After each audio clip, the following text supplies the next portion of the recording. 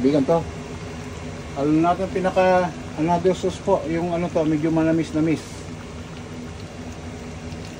Pwede rin kayo maghalo ng may ketchup po konti kung gusto nyo. Para lang makomplito yung gusto medyo manamis konti. Ayan po. Yan. The best na po ito pag na ano, mamaya. Pag kumulo, siyang kulo, okay na po ito. Lalo natin pinakagulay niya.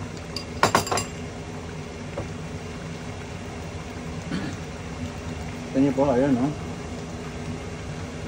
Ayoko lang halawin ng tudo-tudo po, ganun lang kasi madudurog yung manok, medyo mananipis kasi ang hiwag ginawa ko po para mabilis.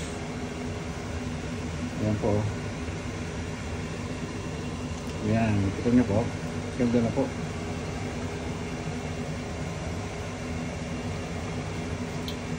Ayos, di ba?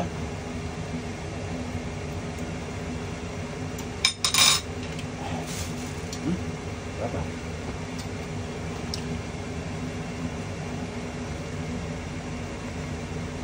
Mamaya po, may halo din po tayo, ayun, no? Yan. Yung shallow green or yung nakadaon ng sibuyas po. Halo tayo mamaya.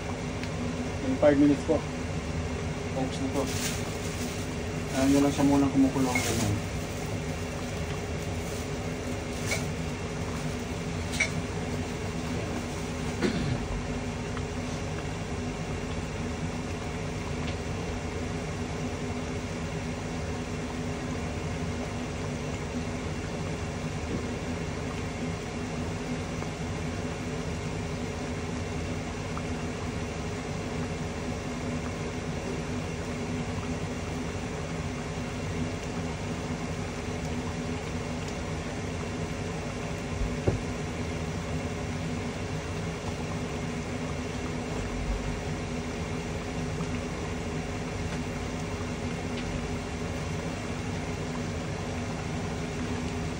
Kaibigan ha, ayan o.